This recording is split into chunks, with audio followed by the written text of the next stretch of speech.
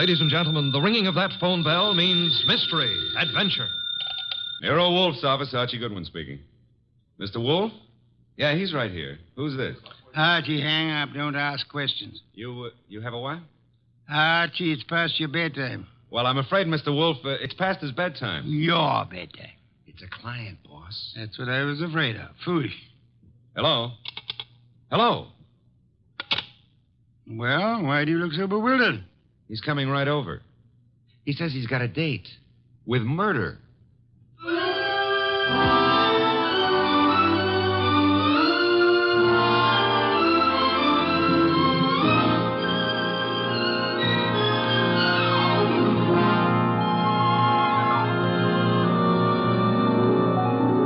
Ladies and gentlemen, it's the detective genius who rates the knife and fork the greatest tools ever invented by man. The ponderous, brilliant, and unpredictable Nero Wolfe. Created by Rex Stout and brought to you in a new series of adventures over this NBC network in the person of Mr. Sidney Greenstreet.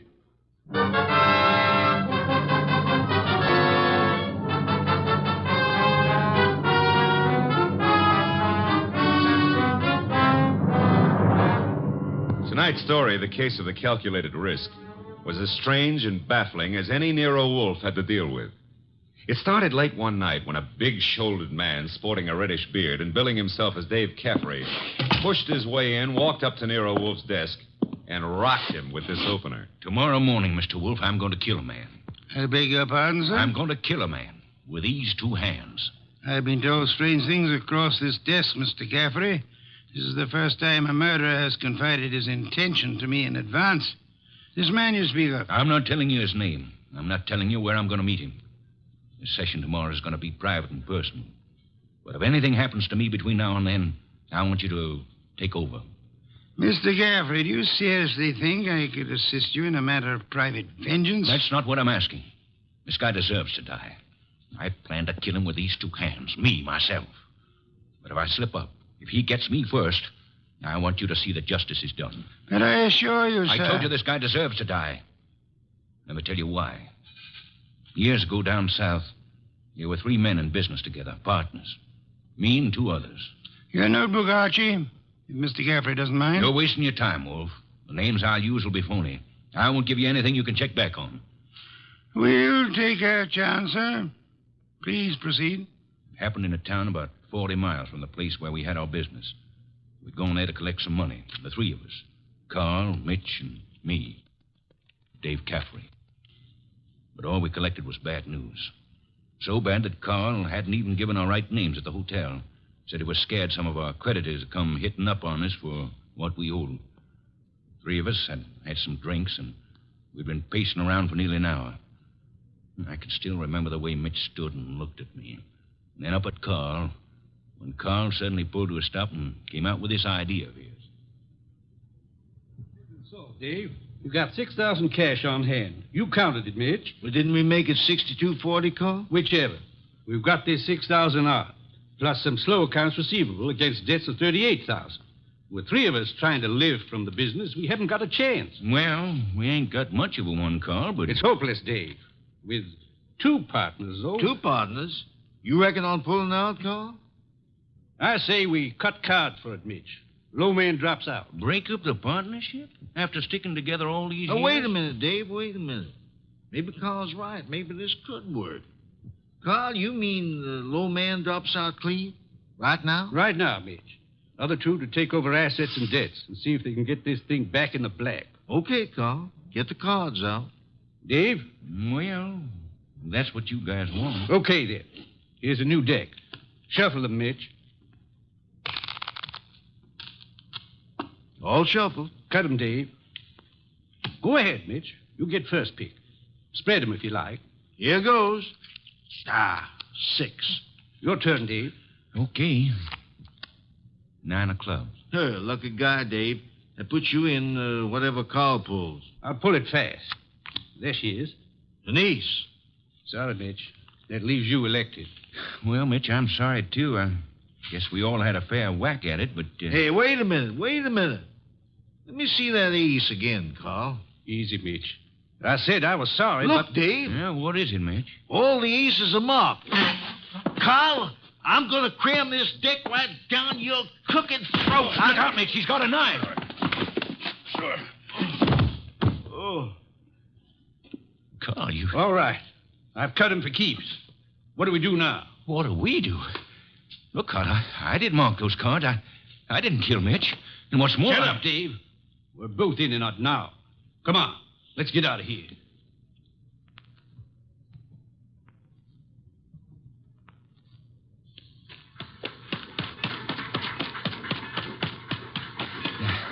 Now what, Carl? Look, Dave, this is where we split up. Two men together, easy to trace. You head one way, I go the other. Yeah, but the dough, I got no money. Here, I'll split up the 6,000. This is your half. Here, stick the envelope in your pocket. Now, grab that freight. Get set. I'll catch the next one going the other way. Get going, Dave.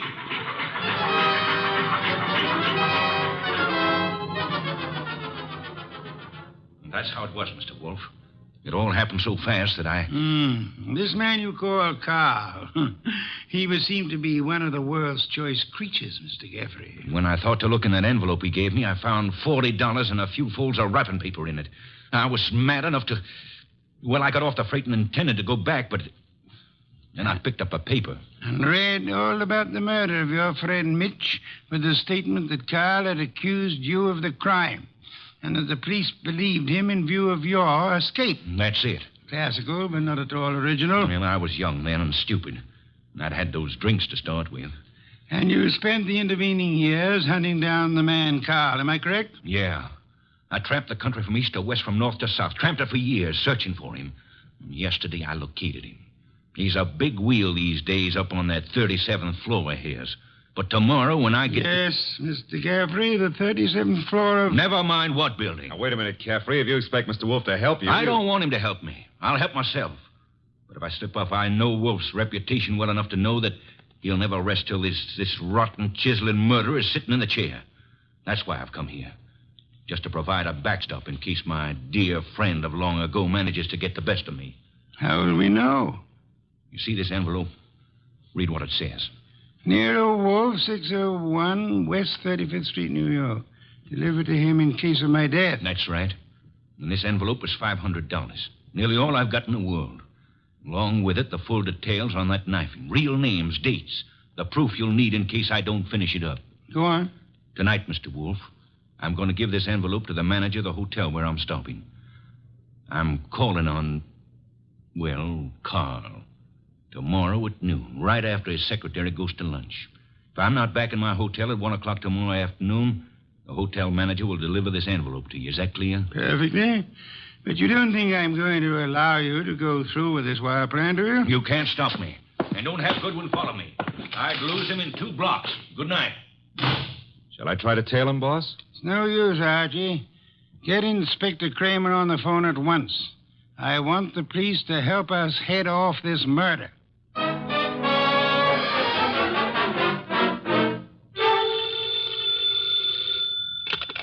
Nero Wolfe speaking. It's Archie. I'm calling from the morgue. And? They found Caffrey's body in a subway washroom, mugged and stabbed. Wallet gone, pockets cleaned out, no envelope. Just 2 hours ago he was here. No envelope, eh? Gone. Witnesses? None so far. Homicide's calling it straight mugging and robbery. As it well might look, except for Except for a guy named Carl. How much do I tell Kramer? all of it. Ask the inspector to start queries throughout the South on the original killing. The original killing. Look, It's our best chance of getting a description of the man called Carr, the original killing and the partnership. Starting from, say, 8 years ago and working back to the middle 20s. Tell him to concentrate on towns on railway lines. putting out pictures of Caffrey and... Pictures and dentistry. Fingerprints to Washington. Kramer will know. And if I come across a haystack, do I keep my eye out for needles? We are going to find Carl, Archie. We are going to find him if it takes from now till doomsday.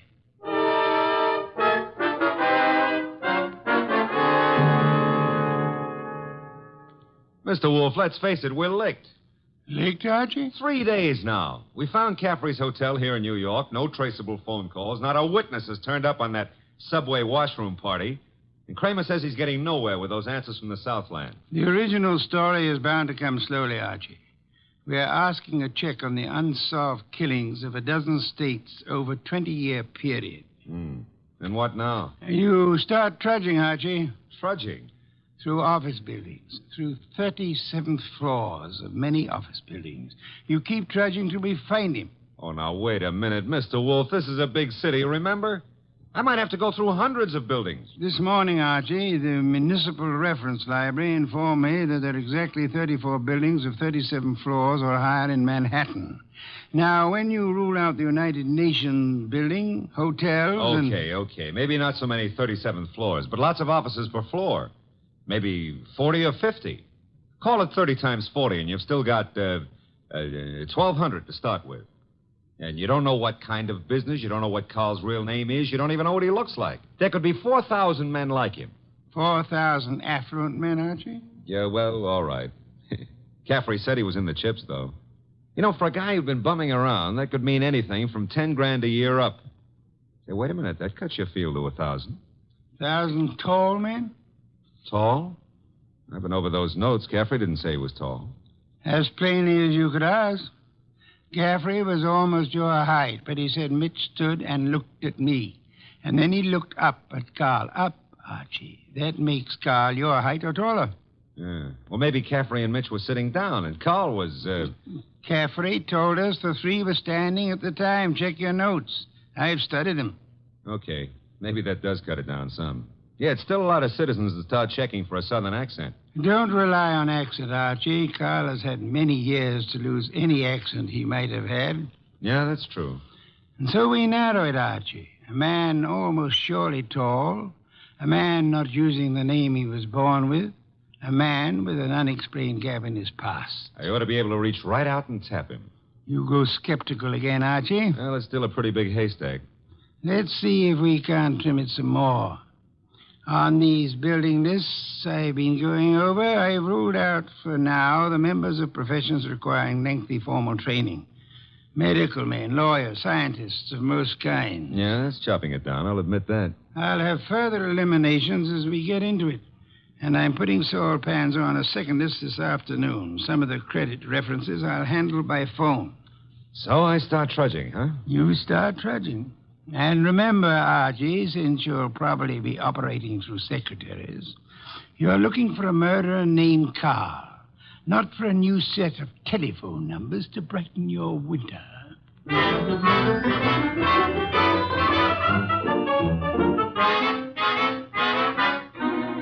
Tall? Well, I don't know what you're peddling, Goodwin, but if my boss put his elevator shoes on and stood on a box, he'd still be down somewhere around my necktie. If he stood on his money, though, we'd need a helicopter to get up near his shoelaces.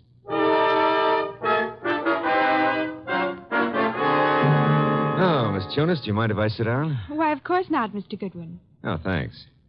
You know, I've been in 12 offices on this floor, and you're the first girl who's seen the importance of this survey first crack out of the box. Well, I'm sort of new here, and I try to pay attention. Oh, you're not just beautiful. You've got a head on you. Is Mr. McLean in? Well, he's at lunch right now. Lunch? Oh, that reminds me. Know any good restaurants up this way? Well, I was just going to the downstairs drugstore myself, but I wouldn't say Well, that... come on. Put your bonnet on and let's skip the drugstore. This meal is on the Executive Resources Survey.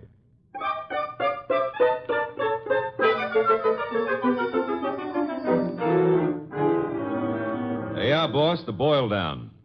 Tinsley, McLean, Fernandez, Tesreau, and Kaplan. All five of them tall, all five a little misty in the background. You and Saul have done well, Archie. Very well. But I'm crossing off Fernandez and Kaplan. Why? The Credit Bureau report clears Fernandez, and Kaplan was on a special war job. The FBI x-rayed his record twice. Leaving J.P. Tinsley, Carson McLean, and Philip Tesreau, huh? I'd like to see all three here, Archie. Get them here one way or another.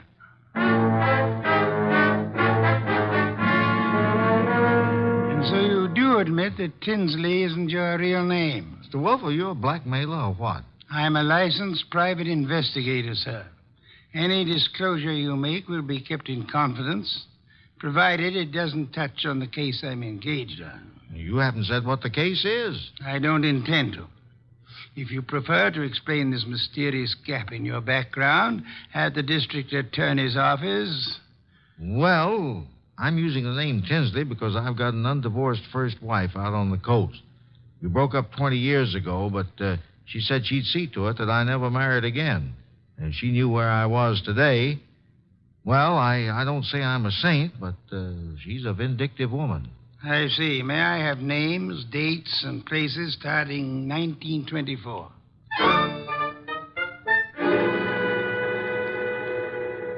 I can't quite understand your interest, Mr. Wolfe. It's rather complicated, to put it briefly, Mr. McLean. I'm working in the interest of a client. Our people have found this puzzling gap in your background, and I'd appreciate such clarification as you may be able to supply. But I told you, Mr. Goodwin, I was raised and educated in the Orient. Until 32, I was in business with my father in China. Where you say your father died? Died. With the Depression, I returned to New York, started this importing business in a small way, weathered through the early 30s, and I think my bankers can assure you of my standing today. They've done so. Carson, McLean and Company has an excellent credit rating. Thank you, Mr. Wolfe. To switch somewhat abruptly, Mr. McLean, would you happen to remember how you spent the evening of the 19th? Of this month? Of this month? Well, I could hardly... Wait. You say the 19th. Would that have been on a Tuesday? Yes, it was Tuesday. Well, that simplifies it. I'm nearly always at the office on Tuesday nights dictating the revisions in our weekly wholesalers' lists. Let me see. Yes, I was there on the 19th. Had a tray sent in. Miss Tunis and I worked till just after midnight. Miss Helen Tunis, the secretary Mr. Goodwin spoke of. She's been with me for 2 or 3 months. Miss Tunis can confirm this dictation on the night of the 19th? Of course. And Mr. Wolfe, your manner is so persuasive that I'd scarcely realize you're asking some extraordinary searching questions. May I ask why in the world you... If you'll indulge me, Mr. McLean, my prying is nearly concluded. You say you were in China until 1932.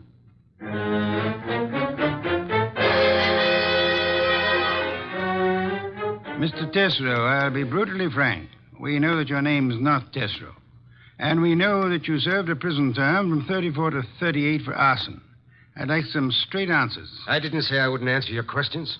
The past can remain your own, provided... Look, Mr. Wolfe, I've been going straight for 12 years. And this business of mine is on the level. Now, if this is a shakedown... I'm asking where you were on the night of the 19th. And I'm telling you I stayed in town. I ate alone. And I went to a movie. I caught the 11:35 for Stanford. And that's all there is to it. You're denying that you were ever in business in the South? I was born in the South, but I haven't been back there since I was a kid. What about the arson? I put in 4 years squaring for that mistake. Let's start again, Mr. Tesreau. You say you were in Cincinnati in 1931.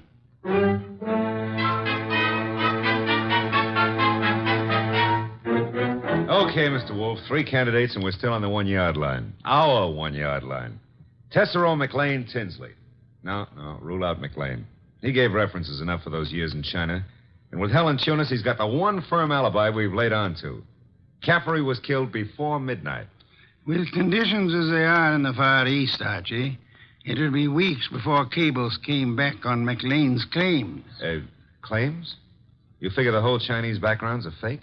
I want you to see Miss Tunis again, Archie, taking all precautions for her safety. And this is one time I give you permission to ply her with all the attentions you can contrive. Are we far enough to pull tails on any of these 3? I've got Saul pans on Tesreau, and Saul promised to have men on Tinsley and McLean. Pictures of the 3 have gone to Kramer for circulation in the South. Oh. No answer yet from the coast on Tinsley, huh? Not yet. For the moment, Archie, you'll concentrate on Helen Tunis.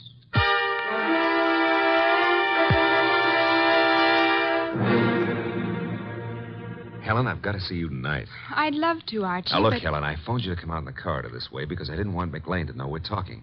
Do you still say you got that new mink coat on your own money? Mr. Goodwin, I don't know what right you Helen, have if you to... get 5 guys to buy your stuff, it's your business, Mr. McLean said his wife might be sent detectives around. You can go right back to your old Mrs. McLean and tell her that I... Easy, Helen, easy. He was dictating to me. You know, baby, the harder you lie, the prettier you look. But if this is a fake alibi, and if you keep propping it up, you're going to find yourself in trouble. Bad trouble. Now, how about it? Do I see you at your apartment tonight, or would you rather come down with me to Nero Wolfe's right now? Archie, All right. I can't go with you now, and I've got a dinner date with my aunt tonight that I can't break, but I'll try to be back at my apartment by 11.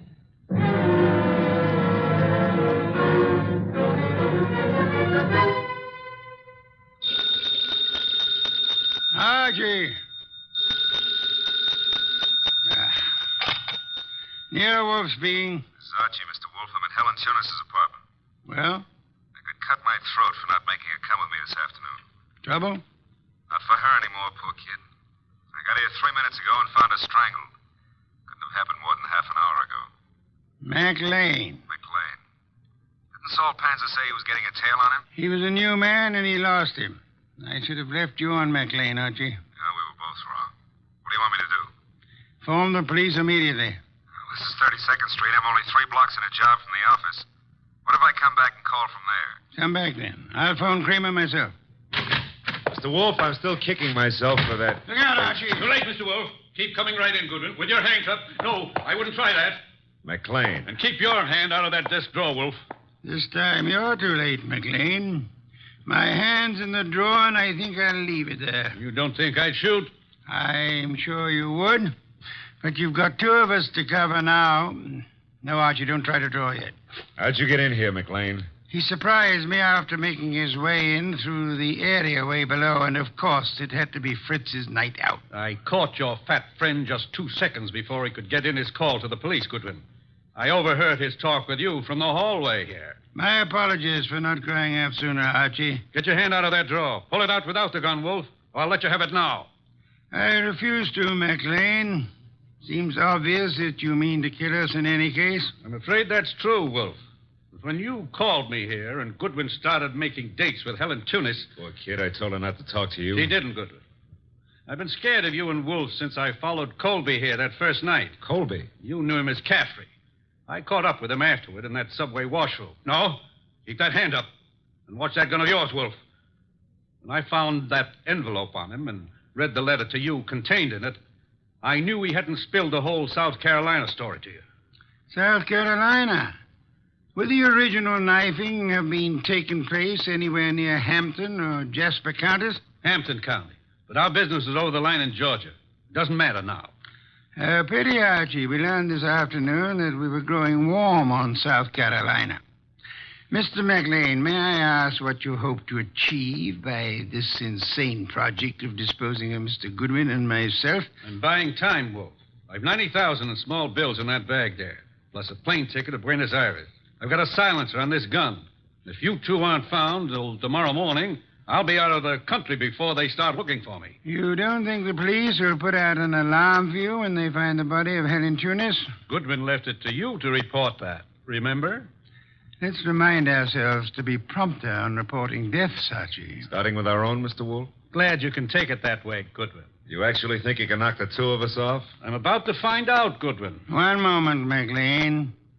You've never been a real gambler. You know that. With marked cards, of course. But you're not the man to face a sure loss now. A sure loss? The loss of your life. Within seconds after you try to pull that trigger. I told you I had a silencer. You think anyone will hear the shots? There'll be more shots than you count on. My hand's on a pistol now in this drawer, and Mr. Goodwin has a .38 in his shoulder holster. You can't shoot through the desk, and Goodwin won't get a chance to draw. You're an intelligent man, McLean. Vicious, but intelligent. May I describe the certainty of your immediate death if you don't throw that pistol on the desk and give yourself up? There are 2 of you, I know that, but... McLean, you must be aware that in the actual fact, exceedingly few men are killed instantly by a single shot, even from a pistol of heavy caliber. The one you hold is a .32. And it's a .45 in that drawer, McLean. I assure you, McLean, that neither of us will surrender the weapons we have. Should you start shooting, we'll both do our best to draw and keep firing till you're dead. You're stalling, Wolfe. What have I got to lose by trying for you both now? Your life? I'll correct that. The loss of some 6 or 8 weeks of your life, possibly months. Whatever the time necessary to bring you to trial and to convict you and execute you for the murders you've committed. Suppose I cancel you out and then take my chances with Goodwin. A better choice, but still a dubious one. I'm fat, exceedingly fat. And for perhaps the first time in my life, I'm thoroughly grateful for that. My bulk affects the calculation, McLean. McLean, you could pull off all 7 shots and still not hit Mr. Wolfe where it counts. You have to start, you better start on me. You exaggerate, Archie, and I thank you for the gallantry of it. No, it's quite likely that with 2 or 3 shots, McLean might well dispose of me, but not with your first shot, McLean, and we'll not permit you many more than your first. Look, if I promise to do no more than tie you 2 up to give me my head start, will you toss in your guns? Of course not. Do I speak for us both, Archie? Check. I say let's start it now. Wolf, if I give you half of what's in that bag, would you forget these admissions I've made and help on my defense? I've told you I refuse to bargain. I think that I shall count 5. If your weapon hasn't been tossed on the desk by then, I'll do my best to get my pistol into action. How you in the court, Archie? Start counting. Wait a minute, Mr. Wolf. 1. If I trade half that bag for no shooting and 1 hour's start, no tying up, just your promise that 2. all the bag for a half hour start, 90,000. 3. Are you ready, Archie? All set, sir. Except if you're the one who walks out of this, call up every number in my little red book, huh? And tell each girl I was thinking of her just before you got the 5. Agreed. I resume 4. Okay. You win. Holy sweet Susan, it worked. A commendable choice, McLean, for us at least. You see, I'm afraid I forgot to mention one slight factor which might have operated in your favor. What's that, boss? I must confess, Archie, that my 45 is in the upstairs den where I took it to oil it last night. Holy cow, you didn't have a gun? Why, you dirty... Take it easy, McLean. I've really got one. Oh, by the way, Mr. Wolfe, signal's off on those women, huh? When my heart gets back down out of my throat, I'll call them myself. I'll trouble you for a beer first, Archie. And then, if you'll be good enough to phone Inspector Kramer, you can bid him pick up his triple murderer, the one-time cutter of cards. Fortunately for us, who's never been a real gambler.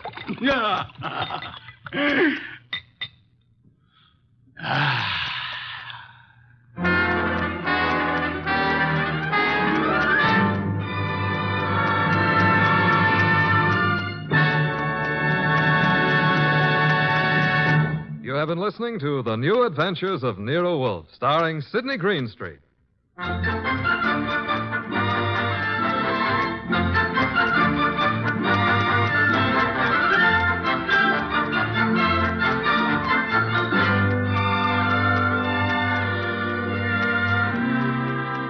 Tonight's transcribed story was based on the characters created by Rex Stout. This is an Edwin Fadiman program produced and directed by J. Donald Wilson. In the cast were Gerald Moore as Archie Goodwin and Lorraine Carter, Bill Johnstone, Howard McNear, Herb Butterfield, and Vic Rodman. Next week at this same time, Nero Wolfe and Archie will bring you The Case of the Phantom Fingers. Don Stanley speaking. 3 chimes mean good times on NBC.